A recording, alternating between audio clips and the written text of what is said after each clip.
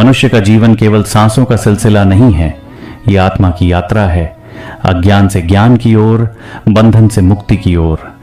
लेकिन इस यात्रा में कुछ ऐसे विकार हैं जो बार बार हमें भटका देते हैं। शास्त्रों ने इन्हें 5 दुर्गुणों के रूप में बताया है: काम, क्रोध, लोभ, मोह और अहंकार। क्रोध, मद, लोभ और मोह। प्रश्न यह नहीं कि ये दुर्गुण हैं या नहीं, प्रश्न यह है कि इनमें सबसे अधिक विनाशकारी कौन सा है। ये प्रश्न सुनने में सरल लगता है, परंतु जब मनन किया जाए तो यह आत्मा को झकझोर देता है। मनुष्य कोई साधारण प्राणी नहीं है, यही वह योनि है जिसमें रहते हुए मोक्ष की प्राप्ति संभव है। अन्य योनियां केवल भोग या भोग भुक्ति के लिए हैं, परंतु मनुष्य को विवेक मिला है, चयन की स्वतंत्रता मिली है।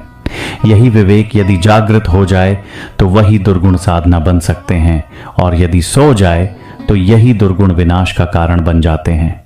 काम, जिसे हम सामान्यतः केवल वासना के रूप में देखते हैं, वास्तव में सृष्टि का आधार है।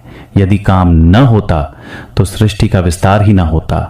लेकिन जब यही काम दिशाहीन, अनुशासनहीन और असंयमित हो जाता है तो यह मनुष्य को धीरे धीरे भीतर से खोखला कर देता है।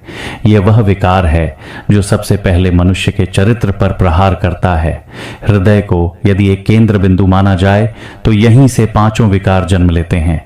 जब काम की अधिकता होती है तो उसकी ऊर्जा नीचे की ओर प्रवाहित होती है और मनुष्य पतन की ओर बढ़ने लगता है।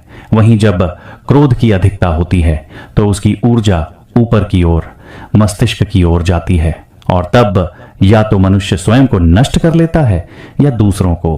क्रोध क्षणिक होता है, विस्फोटक होता है, लेकिन काम धीमा झर है। यह धीरे धीरे मनुष्य के विवेक, मर्यादा और आत्मसम्मान को निगल जाता है।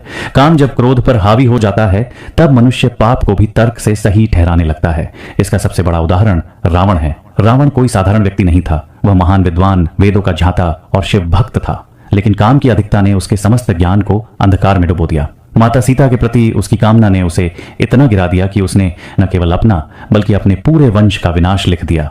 यदि उस क्षण रावण में केवल क्रोध होता तो संभव था कि वह एक क्षणिक हिंसा कर बैठता, लेकिन यहां काम ने क्रोध को दबा दिया, और यही काम जो धैर्य का मुखौटा पहनकर आया था अंततः उसके अस्तित्व के विनाश का कारण बना। यह संदेश हमें यही सिखाता है कि दुर्गुणों में सबसे खतरनाक वही है जो हमें भीतर से गिराता है, पर हमें गिरते हुए महसूस नहीं होने देता। समाधान दमन में नहीं, दिशा परिवर्तन में है। काम को भक्ति में बदला जा सकता है, क्रोध को ऊर्जा में, लोभ को साधन में, मद को आत्मविश्वास में और मोह को करुणा में। जिस दिन मनुष्य अपने भीतर झांकना सीख लेता है उसी दिन मोक्ष का मार्ग खुल जाता है।